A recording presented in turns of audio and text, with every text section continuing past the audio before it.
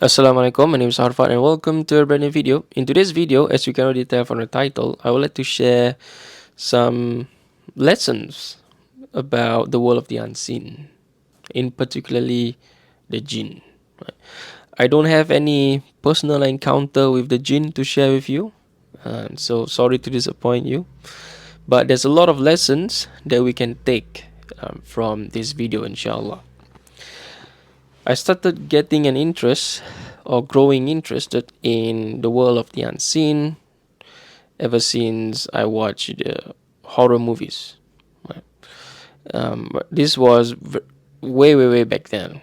I think 15 years ago, or more than 15 years ago. And so during my college years, my friends and I, we would frequently visit places where we thought that Jinn would reside. Right? Obviously, it turns out that Jinn is everywhere. Right? They're everywhere. But some of these places are grave sites, so on and so forth, haunted houses, dark alleys, right? And so we frequent all these places. We used to frequent all these places, and sometimes I would actually take a motorbike and actually go to all these places alone, right? And also I read a lot of not a lot, but a quantity of horror books, right? Tales written by people, and I also used to go to all these places, so on and so forth, and read about and study about the world of the unseen. But it is all through a lot of them, a lot of these so-called studies that I've done were using sources that were not verified or not confirmed by the Quran and the Sunnah. And so I took it as it is, and it turns out after I deepened my knowledge on the world of the unseen using the Quran and the Sunnah, it turns out a lot of these fables or tales written and told by people were actually lies. In particularly, the claim that a human being have seen the jinn, right? And this is actually a blatant lie, because the Quran is very clear, right? You cannot see the jinn. Instead, they can see you from places where you cannot see them. So anyone who claimed to have seen the jinn in its original form, they are liars. Right? And I wouldn't accept their testimony as per the hadiths. And another thing that I learned is that jinns don't reside in certain places and so forth. They're everywhere. Right? Although we have, based on the hadiths, we do know that jinns resides in dirty places, so on and so forth. Right? There are jinns in the forest. There are jinns that fly. Right? So there are different kinds of jinns. Right? And then this is per the hadiths. But for example, when one chooses to go to a specific place just to find jinn, and believe that that is the only place that jinns reside, this is basically a lie. Right? Jinns are basically everywhere. Right? They see you from places where you cannot see them. Right? So they're everywhere. And they don't only reside in the bathroom or in the forest or at dirty places and so forth. They're everywhere. Right? And so the third information that I found out to be lies, right, is that all these magicians that you see on TV, so on and so forth, they so-called are able to do all these magic tricks, and some of them even claim that they are able to control the jinn. This is also another lie. Right? Human beings don't control the jinns. In fact, all these magicians, in order for them to, when I use the word magician, right, I will describe further what I meant by them, because there are two kinds here, and I'm referring to the second kind. right? I'll explain after this. So all these people who claim the second kinds of magician that claim that they are able to control the genes, they are able to teleport, they are able to fly, so on and so forth, right? Because they control the genes and the genes are subordinate to them. This is a blatant lie, because all these people are actually being used. They're actually being used and being manipulated by the jinn, right? Because one cannot get the help of the jinn unless one commits kufr, blatant kufr, right? And so they have to go and really, really, really committed act that really put them in the lowest position as a human being, right? In order for the jinn to actually appear to them, right, and actually assist them, right? But human beings are not the owner of the jinns. The jinns are way superior creatures than us, and we are actually subordinate to the jinn, right? And so for those who claim that they have power of the jinn and they can affect a human being and they can do whatever they want to a human being, this is basically a lie, right?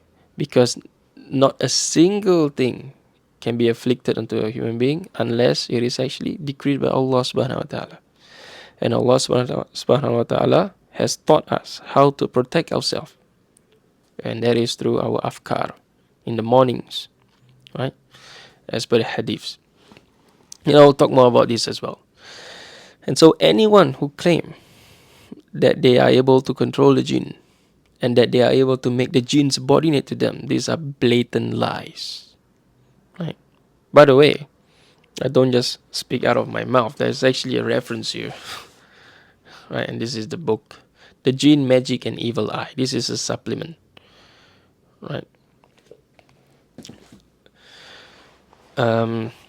And so the other thing, I think is the fourth thing now, right, that I found out were lies, right, is that there are two kinds of magician. One that uses trickery, right, to fool the people, is a sleight of hand. Another one is the second kind, right, those that actually have to sit in a circle, go to a cave, defile the Quran, right, use the Quran as toilet paper, so on and so forth, and sit at their own feces. So all these kinds of people, they actually defile themselves and they degrade themselves to the lowest kind that a human being can ever degrade themselves in order for them to get assistance from the jinn.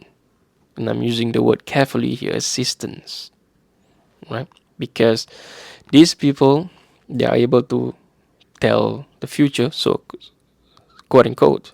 All right. For example, if a person goes to this so-called magician, this magician is able to tell, I see a problem here. I know what problems you have, right? And that is because they use the jinn to contact the another jinn, right? And so that is how informations are actually spread. And so all these kinds of acts are actually misguidance, as per Surah Jinn in the Quran. Right? There are amongst human beings who call the assistance of the jinn, and yet the jinn only leads them further astray. Right? And so it is not permissible for a Muslim to call upon the jinn, to call upon assistance even of a dead shuyukh or a sheikh, a maulana, or hazrat. We should call upon Allah and Allah alone, right, as per Al-Fatiha. And so anyone who claims themselves to be a magician, who is able to tell the future, right, they are all using the jinn. Right? Using here, but actually the jinn is using them, because the jinns, the shayateen, they want to make human being astray. And not only that, they want to make a human being continue to be astray until that particular human being dies. Because according to Islamic theology, once you die, in a state of not in a state of iman, if you die committing shirk, committing kufr, then that's it for you. Right? And so this is one of the goals of the shayateen, because they want to misguide a human being, the children of Adam. Right? And Allah says in the Quran that they will not be able to misguide unless those who do not follow the straight path, do not call upon Allah's help, do not make salah, do not give zakah, do not practice fasting, do not do good deeds, who engages in bad deeds, and so forth. And so these are the kinds of people that are hanging fruits for the shayateen, for the jinns. All right. And so, which is why it is important for us to practice our religion truthfully, faithfully, to the best of our abilities, daily, as far as Muslim is concerned. The other lies that I found out is that human beings and jinns are able to interact and get married, right? And in several cultures, we have this called Bunyan people. Right? Basically, these are people that enters the realm of the ghaib, and they enters the world of the jinn. Right? We found these stories a lot in places where I'm from. Right? And this is also a blatant lie. A human being can't enter the world of the jinn. Right? And so what happened is that, for example, the famous story, people enter a forest and then they're being, they can't get out. Right? So this is actually not a human being entering into the world of the jinn. Right? But rather they have been they have somehow been I don't know, something have been done to them that makes them hallucinate, or that makes them unable to find their way out. So basically this is a so-called a possession. Right? I'll get into possession much later on, but basically they have been prevented by the jinn from leaving that particular area. But physically, a human being don't enter into the realm of the jinn, right? Because they're living in a different dimension, right? And so the other lies is that all these creatures that you found in horror movies, the jinn looks like this, all these different kinds of portrayals of the jinn, a handful of them is actually not true. In fact, a majority of them is actually not true, right? Because according to the hadiths, the jinn only takes on several forms that have been confirmed in the hadiths, and one of them is snakes. Right? And so, as far as you see all these different portrayals of the jinn taking these various forms, these are all not true. Right? Now, we have to be strict here in the sources that we use. The sources that we use must be the Quran and the Sunnah. But there are third degree of sources, and that is evidence, not evidence, but experiences that have been narrated by the scholars.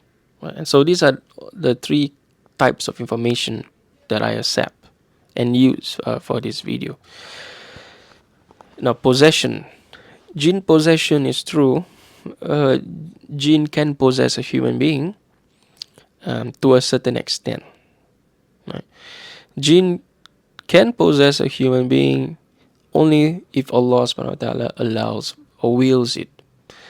And some people will say, why does Allah subhanahu wa ta'ala wills that this person become possessed? And if you read this book, there are several reasons why. And the striking reason is a test. A test. Because Allah subhanahu wa ta'ala mentioned in the Quran that He would test us in deaths, in poverty, right? And those who bear patience in times of calamity, Allah subhanahu wa ta'ala is actually close. Allah subhanahu wa ta'ala loves these kind of people. Right? And so sometimes Allah subhanahu wa ta'ala wills something that we see and perceive as negative. Like for example, we lost our jobs and so forth. Right? But always think goodly, positively of Allah subhanahu wa ta'ala, because this is actually a test. Trials and tribulations. And those who are steadfast, pray to Allah, call upon Allah, because Allah subhanahu wa ta'ala is the owner of everything. Right? He wills something, right? And He can also remove that from you. And in order for you to pass the test, always be patient, always be steadfast, and call upon Allah subhanahu wa ta'ala. For example, this person have never made salah, or this person consistently miss regular prayers, right? Never frequent the masjid, never recite the Quran, never do the afkar, for example. And so Allah wills this person to be possessed by the jinn a particular day. And that is also that, and then this person started practicing Islam, right? Started reciting the Quran, started reciting the afkar to clear himself of this calamity by the permission of Allah subhanahu wa ta'ala. At the end of the day, the person that actually benefit from this whole incident is actually not Allah subhanahu wa ta'ala. Allah subhanahu wa ta'ala doesn't need our prayers, but we need to pray so that we receive the mercy of Allah subhanahu wa ta'ala. Right? Not that our prayers guarantee us Jannah, no. It is through the mercy of Allah subhanahu wa ta'ala. And so at the end of the day, we benefit, or that person benefit, because that person started doing his or her afkar, started praying, started fasting, right? Started following the religion. And so this benefits this person. And so Allah subhanahu wa ta'ala sometimes wills something that we perceive as evil, right? But we do not see the bigger picture, right? And also, possession can also be in a form of punishment, or repatriation or retribution for the bad deeds that we have done. Right? But this should not be looked in a negative manner as well. Right? Because punishment from Allah subhanahu wa ta'ala is always meant for the best, as long as we return to the straight path. Right? And we cannot see it as a condemnation from God, because if Allah subhanahu wa ta'ala wants to condemn us, that's it. Right? We will not be living anymore. If there's nothing that we can offer, or if there's nothing that we actually can do to return to the path of Allah subhanahu wa ta'ala, then that's it for us. Basically, we can live 1,000 years, but it will mean nothing to us. But Allah subhanahu wa ta'ala will always send us signs. Always send us signs. He will send people to out of nowhere, this person appeared in our life, and all these are signs which allows us or gives us the opportunity to actually return back to the path of Allah subhanahu wa ta'ala. And the choice is ours to make. And so if Allah subhanahu wa ta'ala punishes us through jinn possession, right, it is for our benefit. Because if we started reciting our afkar, started making regular prayers, do not miss salah, pray additional prayers, fasting, do charity, do good deeds, right? This is for our own benefit. Right? And jinns will find it difficult to possess someone that actually practices Islam, practices their religion, who take really, really seriously their salah. They revolve their life around salah. For example, if a friend invited them for dinner, and they know that Maghrib, it will be difficult for them to actually pray Maghrib, for example, then they will reject this dinner invitation, because salah is much more important. right? They want to be in the first row of or on the first saf at the masjid and pray with the congregations. Right? So this is their mindset. This is what they want to do, right? And they want to recite the Quran. They want to recite the afkar, for example. Um, so these are the kinds of people that jinn will find it harder to possess, because these are the kinds of people that actually are under the protection of Allah subhanahu wa ta'ala. If you recite your afkar, right, you are under the protection of Allah subhanahu wa ta'ala. But human beings, we break our afkar. We break our afkar even 5 minutes after reciting them. Right? Once we turn on our phone, we see a woman without hijab, that's it. We broke our afkar. So it is always needed that we constantly recite our afkar. Constantly. Right? When we're walking, we can recite. When we're sitting down, we can recite. When we're working, we can recite. Right? And so there's no reason. And so this is actually the practice. Allah subhanahu wa ta'ala puts us in this particular situation whereby we need to recite our afkar daily, right? Every hour, every 5 minutes, every 10 minutes or so. Right? We are the one who benefits from this. Right? And so we have to see the positive in every situation. And so jinn are able to possess a human being. And so when a jinn possesses a human being, right, there are several signs. Right? For example, when someone recites Quran on a particular person, we have reaction. Right? That person act abnormally. Right? And so these are telltale signs of jinn possession. But we can only say that a person has been possessed by a jinn after thorough medical checks have been done and the doctors, physicians have cleared that this person, there's nothing wrong with this person, right? And so we cannot basically say that this person reacted this way, meaning this is jinn possession. This is basically something that is have been taken for granted, right? Especially in my part of the world. Anything wrong, we blame it on jinn possession. This is actually malpractice. Right? We can only declare that a person has been possessed by jinn, and not anyone can declare. Right? Certainly, I'm not qualified to declare. Right? A Raqi can declare a person, it must be reputable, only after thorough medical checks have been done and the doctor or physicians have cleared that this person actually, there's no problem with this person. Right? And then we can begin the process of a ruqyah. That is a person, an imam would recite Quran over this particular person, and then you have reactions and so forth. Right?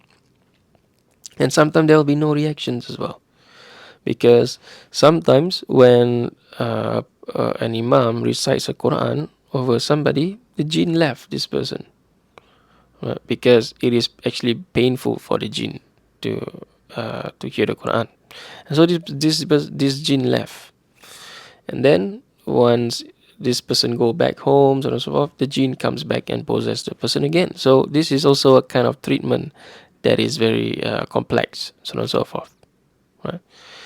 But what makes a person susceptible to jinn possession? Right? Jinn don't basically just see anybody and then possess that particular person. There must be something that that person had actually done that infuriated this jinn, right, for it to possess. There are many kinds, but in this video I'll just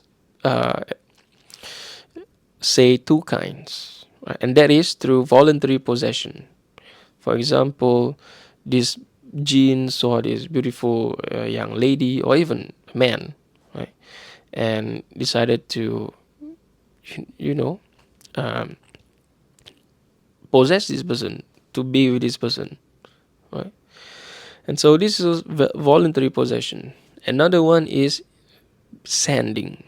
Someone sent a particular gene to possess a particular person because of envy, because of a lot of different kinds of things, right? And so these are the kinds of the two kinds of